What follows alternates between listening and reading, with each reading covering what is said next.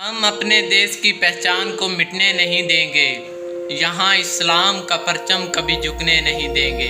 अस्सलाम वालेकुम दोस्तों, कैसे हैं? उम्मीद करता हूँ खैरियत से होंगे।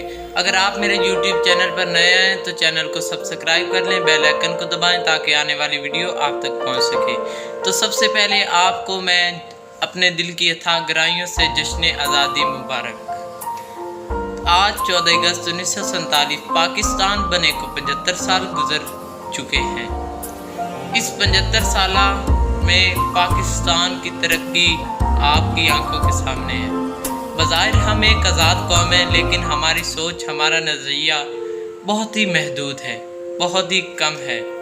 इसलिए दोस्तों मैं आपसे रिक्वेस्ट करूंगा कि अपनी सोच, अपने नज़रिए को बुलंद रखें। पाकिस्तान तरक्की क्यों नहीं कर रहा? वाई? क्योंकि पाकिस्तान की सोच बहुत ही छोटी, सोच बहुत ही महदूद है।